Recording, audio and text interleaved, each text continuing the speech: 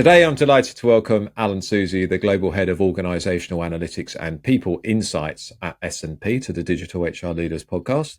Hi, Alan. Welcome to the show. It's great to see you outside an Insight 222 peer meeting like we usually do. To start, can you share a little bit about your background and how you became involved in workforce planning and people analytics? Absolutely, David. Thanks for having me on the show. I am a longtime listener, first time participant, and have loved engaging with you and the team at Insight 222. Uh, I have been on quite a journey in the HR space, and most recently, over the past couple of years, have gotten into people analytics. Um, I ultimately, about 15 years ago, finished off my MBA with a real desire to do org design and workforce planning. Coming out of seeing the financial crisis happen while I was getting my master's, and had the fortunate opportunity of working in financial services at Fannie Mae, which was a big player, depending on your opinion, around the financial crisis, but had a great opportunity to help reshape the world that was touching the mortgage industry, the secondary mortgage market, and got so much of this space to be able to understand business strategy, business outcomes, and how orgs are functioning. So I spent a lot of time at Fannie Mae growing my capability, getting into workforce planning and HR business partnering, and was always the dangerous former MBA with data and trying to use analytics to help make better decisions. And naturally kind of kept going in that world to solve problems. Had a wonderful experience at another organization running org effectiveness, and then came to S&P Global a few years ago. That ultimately got to do work on the merger that was announced in 2020 with IHS Market, and I spent a lot of time bringing data and workforce planning to bear in my role on that, and ultimately was afforded the opportunity to then go run people analytics and workforce planning at S&P in the combined organization. And it was a great experience where I actually get to turn my passion into leading a great team. And first, I mean, we won't mention the date that we're recording this, Alan, but it's actually your birthday. So thank you very much for recording this on your birthday. I'm not sure we've had many episodes when it's been the guest birthday, so this is a special one in that respect.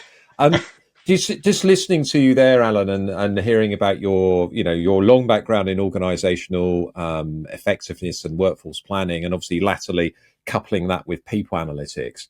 We're seeing at Insight 222 with all of the research that we're doing, that workforce planning and people analytics are increasingly being coupled together. As someone that's kind of come to that, what are your thoughts around putting OE, workforce planning and analytics together? Inextricably linked. What I found as being kind of an org designer early on in my career was that you had to always be thinking about business strategy. You had to understand how an organization was constructed in order to deliver on its outcomes, whether it's a for-profit, whether it's a not-for-profit. And in my weird experience, whether you're a secondary backed mortgage provider that's run by government entities, um, it provides a different context of how you build the organization. And you have to know your data. You have to understand the boxes, lines, the costs, and all of those elements. And so as I grew up in that space, really seeing how making right decisions about the workforce was interlinked perfectly with org design. And so I just felt like I had to continue to learn how to bring analytics to bear to either help better design or solve problems with planning with data. And again, this is back in the early tens, and uh, that was kind of provocative at that point. And we were using Excel, and we were building models with Excel formulas, and that worked perfectly fine in that time. But as we've grown and matured in that capability, it's just only been more entrenched, especially when leaders I work in financial services and technology spaces.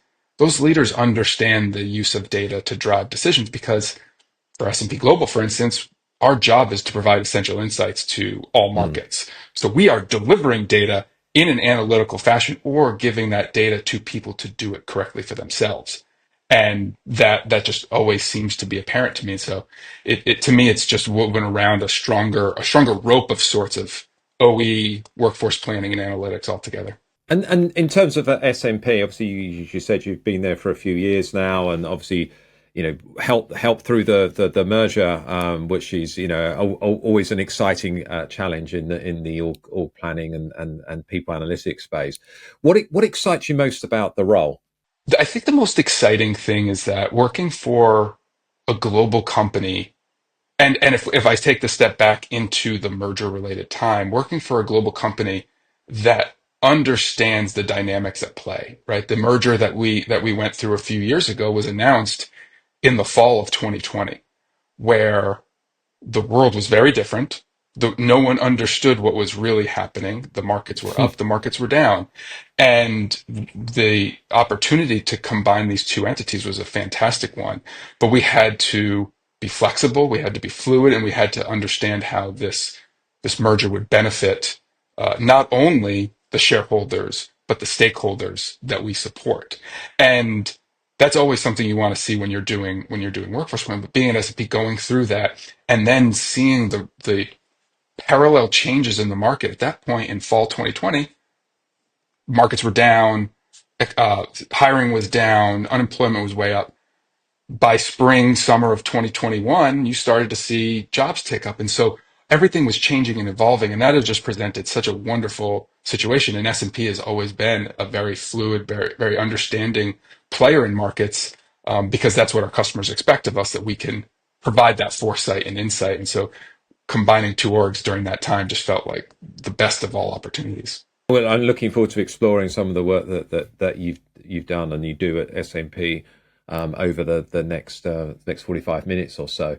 It's interesting you saying that. It's when we think back to 2020 and think about 5 years forward as we are now. I mean, it's been a real roller coaster. I named it. I named it. I'm sure I'm not the only one that named this. I'm not going to claim credit for this. On a webinar I did the other week, the turbulent 20s, and it certainly seems like that. And I think what we've seen at Insight 222 for our research is that HR has become more and more important in the organization, not just because of the challenges that we've gone through, but maybe the challenges that we're going to be facing as well in terms of, rapid increases in technology and demographic challenges moving forward as well.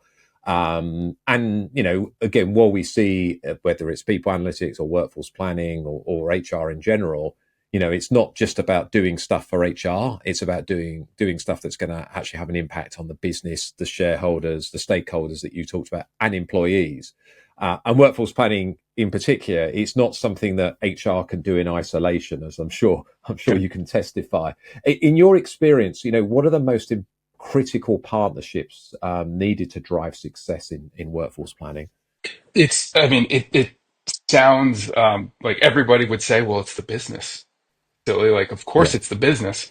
But that is truly the challenge of workforce planning. In my experiences where it hasn't gone so well, it's where the business isn't at the table as you're trying to define what workforce planning is or why. And so I may have been in my early years doing this work too HR focused or too adversarial with partners like a procurement or partners like a finance or FP&A function. So I think as much as that is critical, finance maybe is even more critical, and I know we'll probably talk more about that one in particular. The third is centers of excellence, especially in the HR space, where workforce planning, has had its fits and starts. I love the idea of turbulent 20s because it feels like workforce planning becomes either a cudgel for problems or this mythical solution when stuff is really hitting the fan. But when centers of excellence feel like they're involved and you have this collaboration with HR business partners, or what we call people partners, where your centers of excellence are at the table and finance is with them, and the business doesn't feel like they're refereeing some debate, they're getting this team of teams together. I think those are the collaborations that drive it all, because I might have background in talent. I might not have the best background in total rewards. But if we're thinking about them at the table in a workforce planning concept that's going to deliver programmatic change or interventions that solve those business problems, the business doesn't care who has the data, who has the insight, who has the final say. They just want they want to know that there's a collaboration or coalition that's built to support them.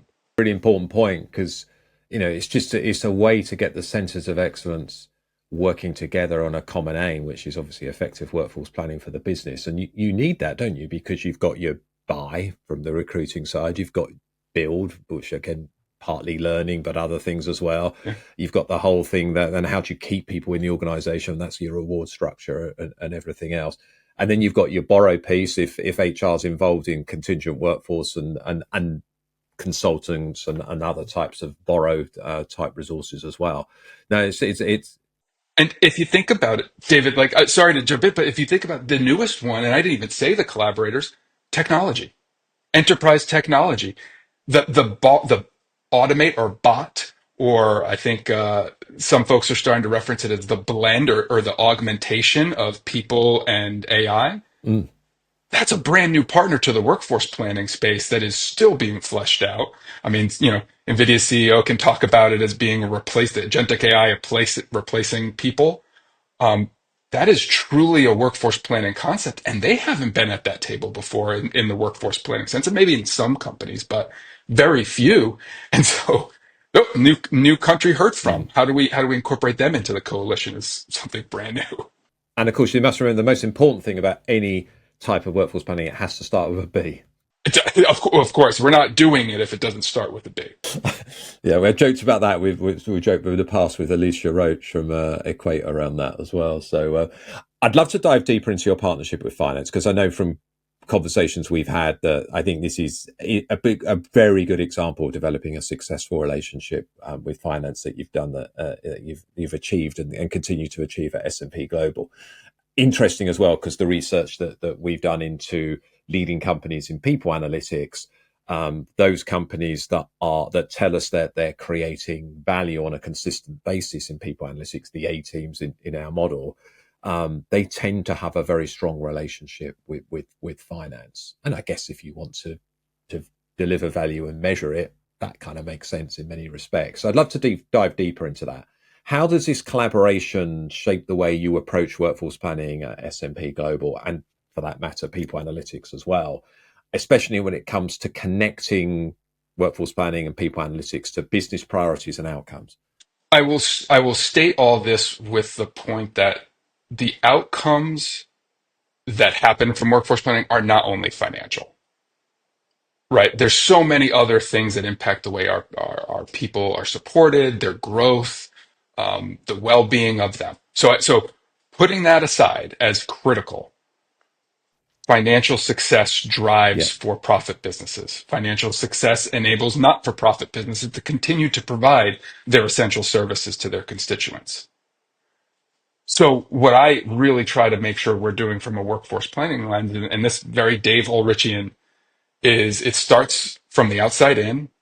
The business is constructed to deliver value to their customers, and financial success is almost predominantly a key driver of that. And so I think it starts with understanding what is our, reading our releases, understanding the drivers of value. How do we manage our financial success, our operational success? How do investors understand that? And if you're on that, speaking that language or trying to interrogate reality and understand, I kind of frame it as this empathetic lens to start with. If I'm really understanding what the business is thinking about, what a leader's Yeah. thinking about, not just about their people, but about what they need to do to succeed.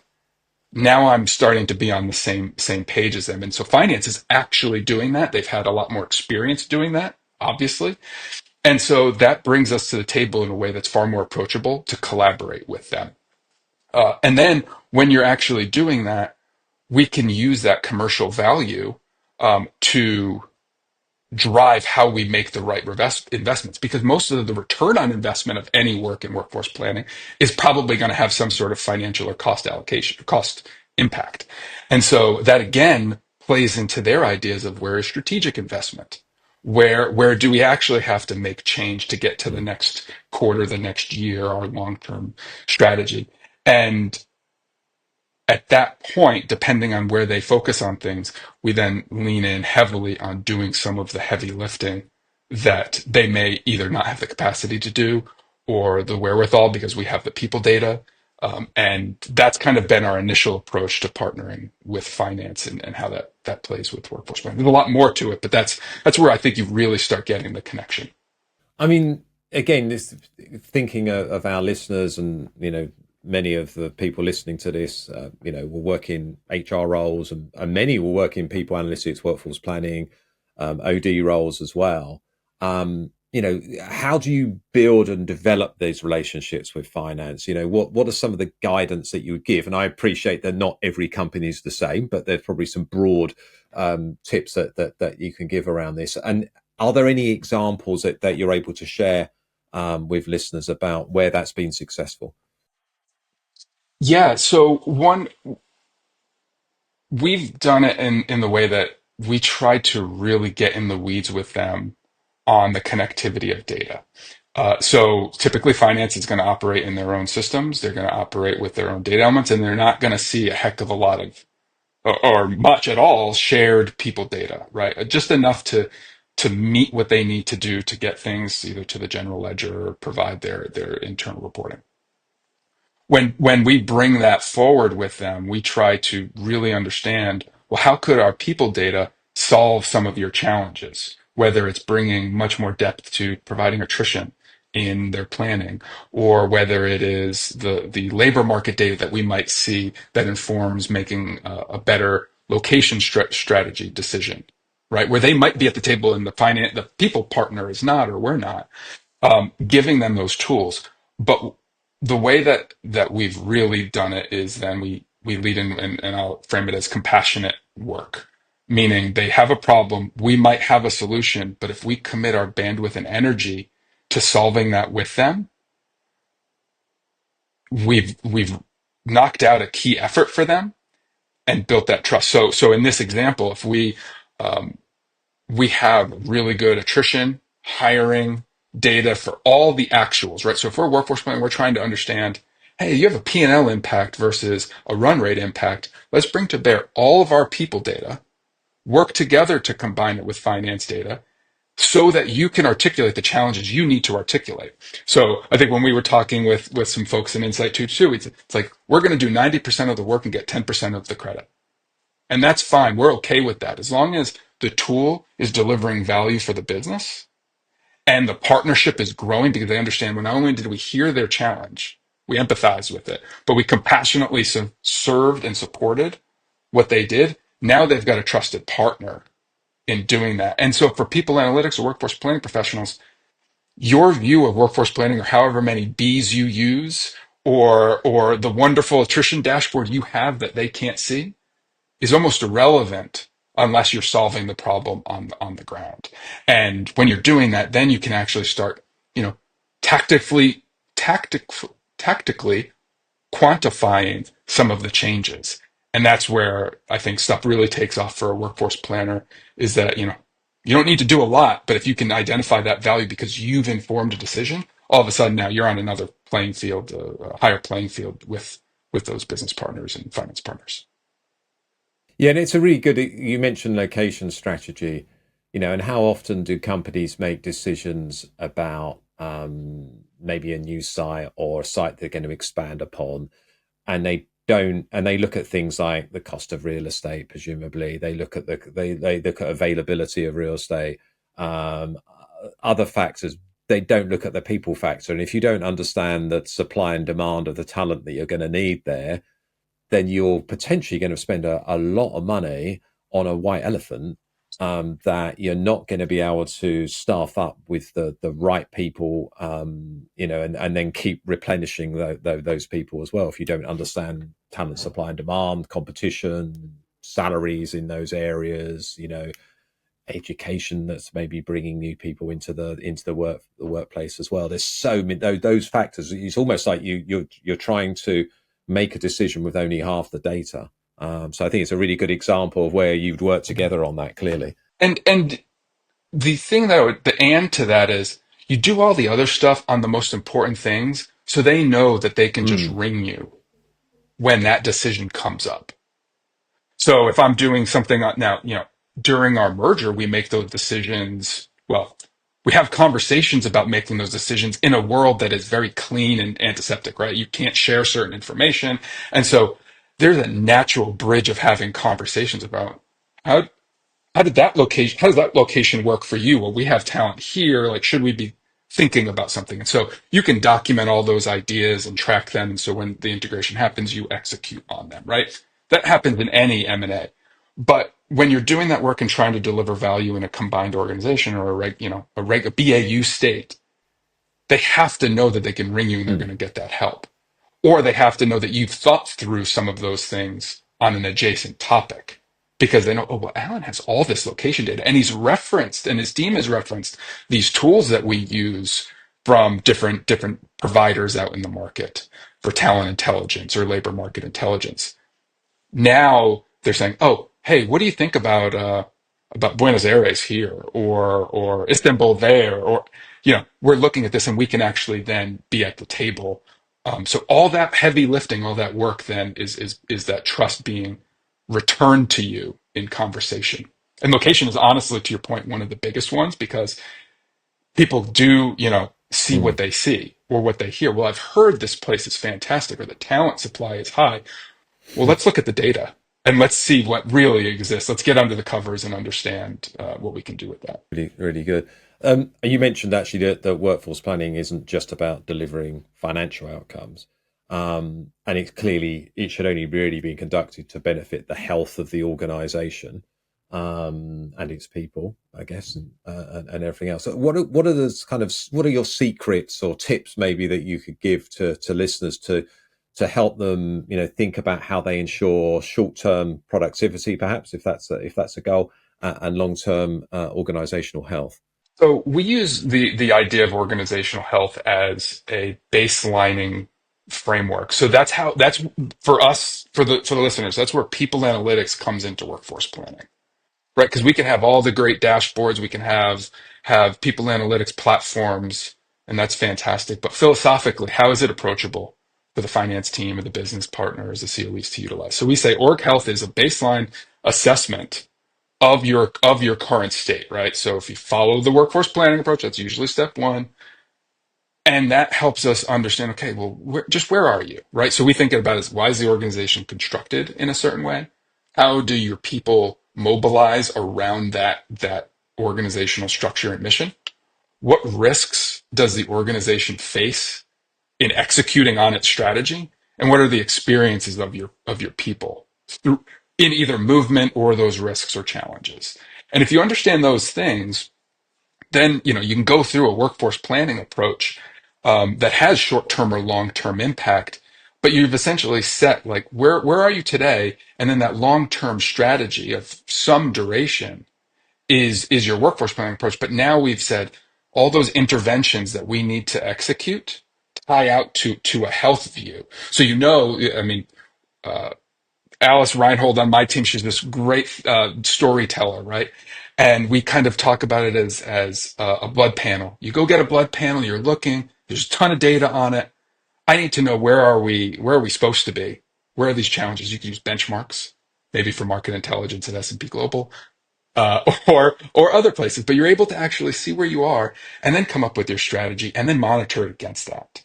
So if again, from an org health perspective, if I take a personal health view and I need to lose 10 pounds, do I need to lose 10 pounds to gain muscle to be an Olympic weightlifter, or do I need to lose 10 pounds to get faster in my mile time?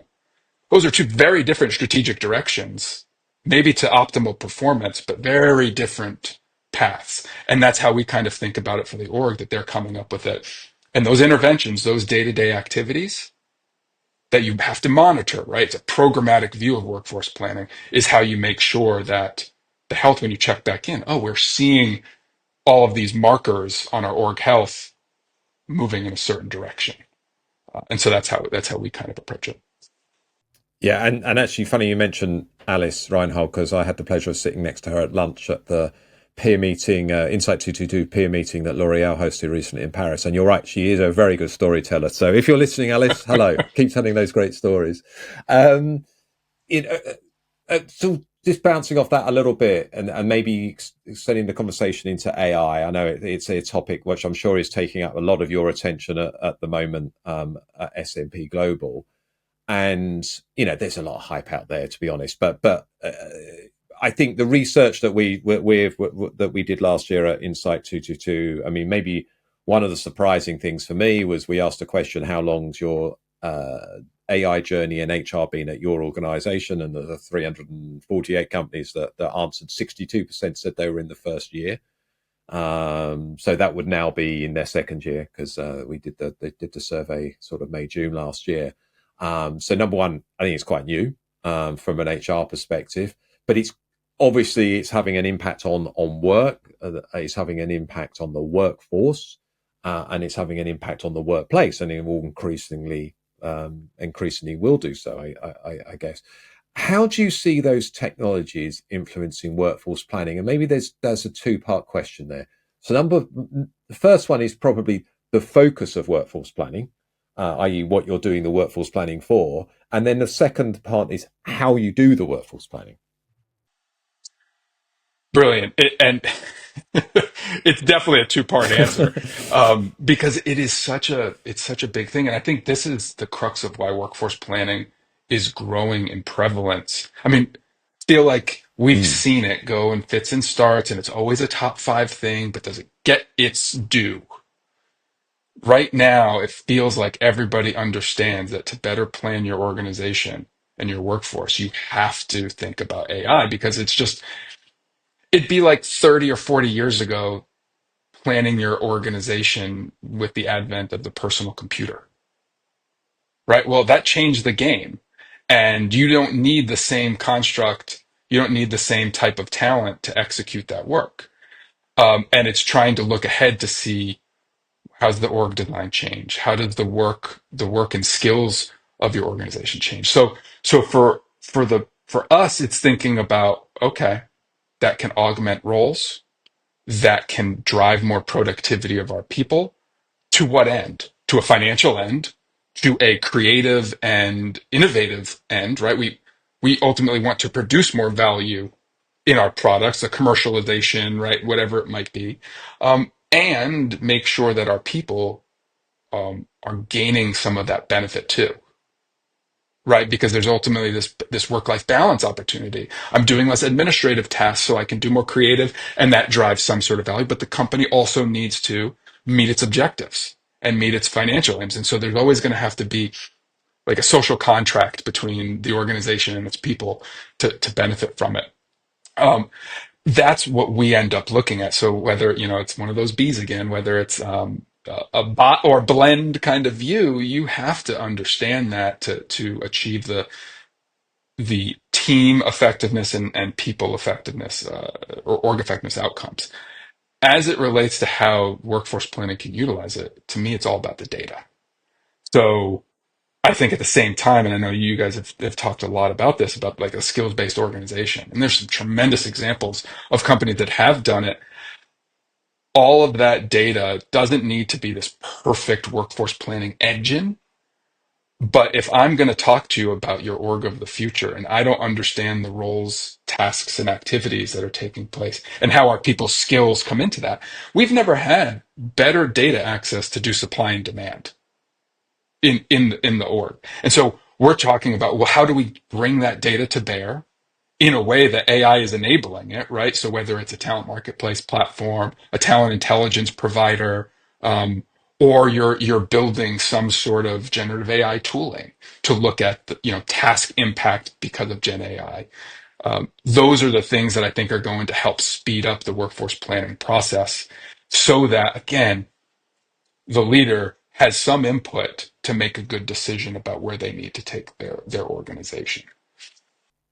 and sort of extension from that, because it kind of hopefully blends a bit of both those elements together. How should HR leaders, heads of workforce planning, heads of OD and people insights, how should they strike a balance between human capability and technological augmentation? I think it's such a challenging question at the moment, because it gets back to how I described kind of what we do for workforce planning to build towards that trust. And there's that social contract, right? We know people, you have to have people in the loop, or humans in the loop, I think is how a lot of folks talk about it. But that learning and playing and understanding with AI, utilizing those capabilities, which people have been using for, maybe broader AI. We've been using it for years and years. Um, but now this feels very direct to the person's utilization, right? On a role job level, this can be done in a different way. And so are we helping people reskill and upskill and grow and develop? Are we mobilizing them against future work needs?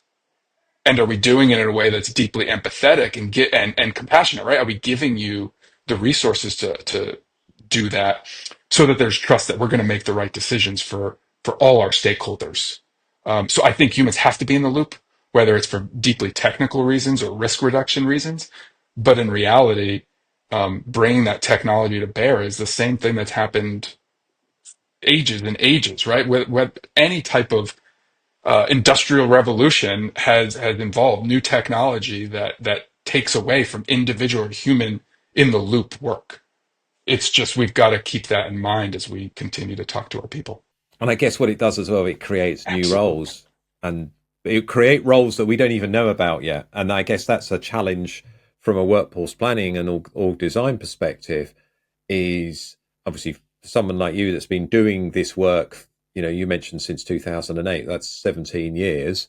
I'm obviously mentioning that because it's your birthday. I'm But 21, so seriously, it's almost like how often. I mean, you're pretty impressive that you started when you were 4. I mean, very impressed. Got your right. Yeah. MBA as well when you were 3. Yeah, that's fantastic, isn't it?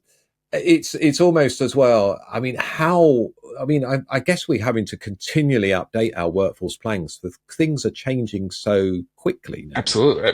Maybe that's different from. Is that different from the past, or do we sometimes exaggerate the speed of change now, or is it actually real? Or are we having to do it on a more continuous basis?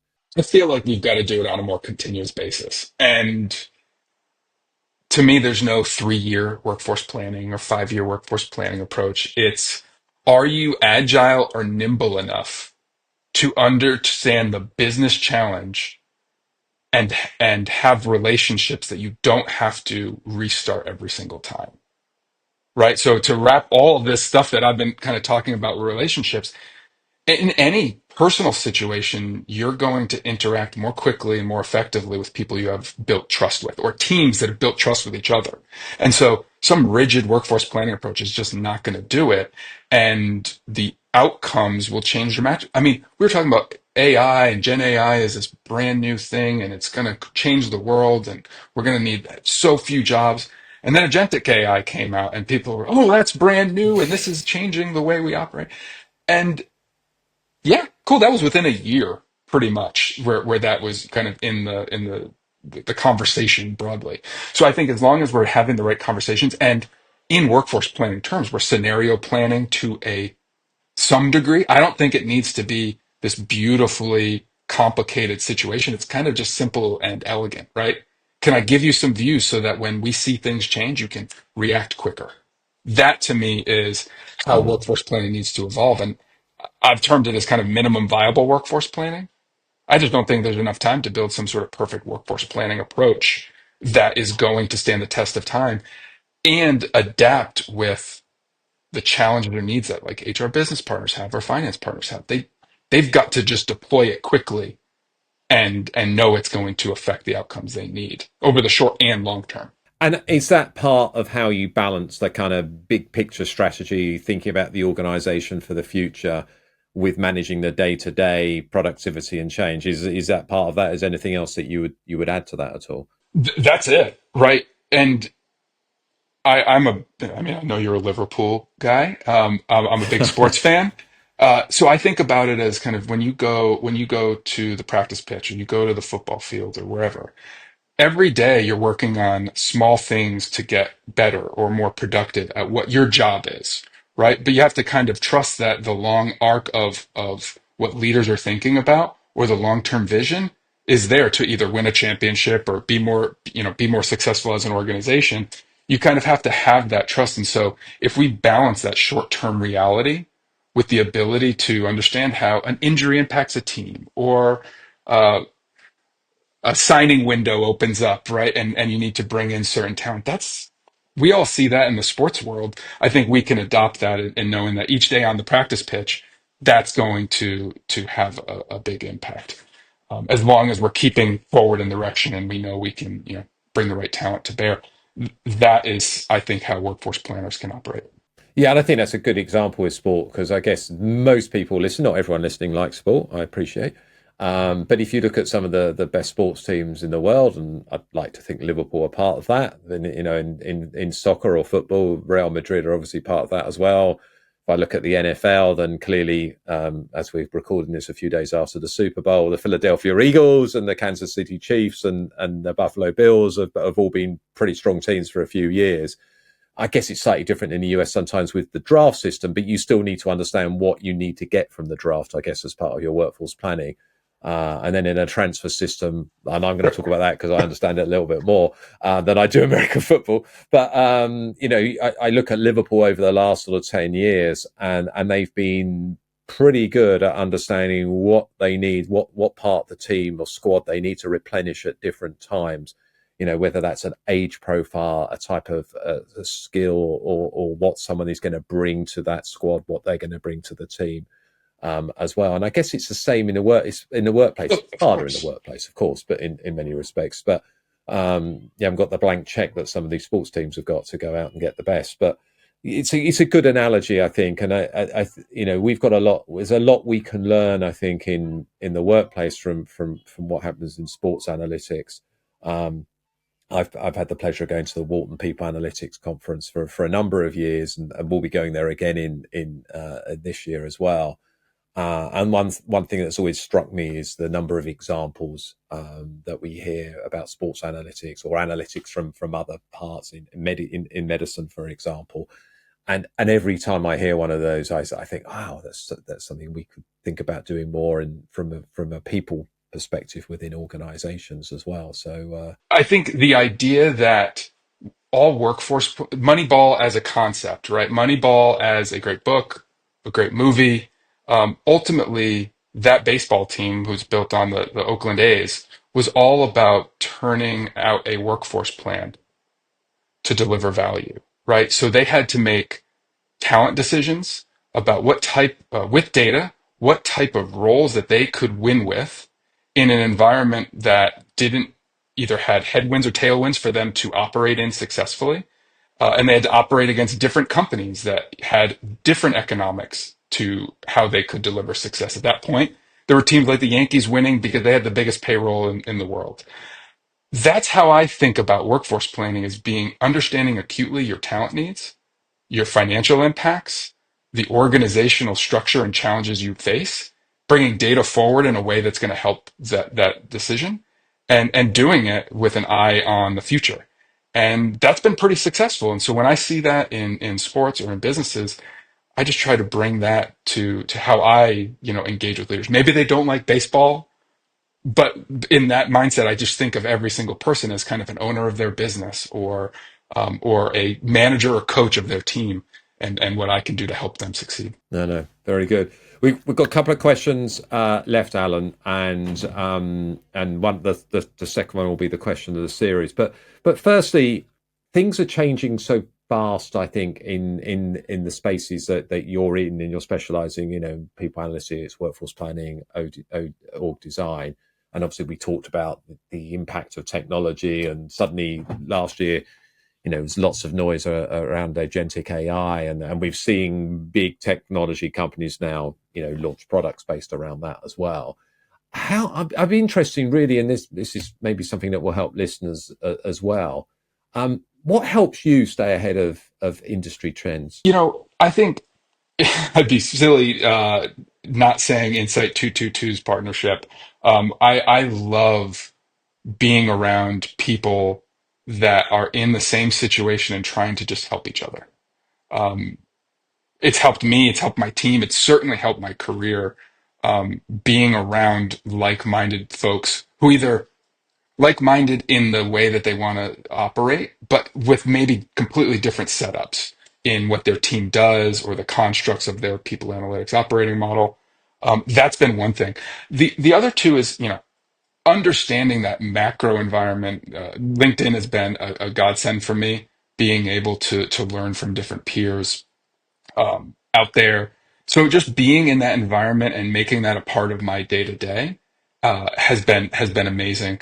I think the last thing is, and it's kind of to that discussion around Moneyball and thinking from a different perspective, is I try to read and listen as much as I possibly can of things that are adjacent to HR or people analytics. So I constantly read on business topics, economics, behavioral and psychology, on civics, right, on politics.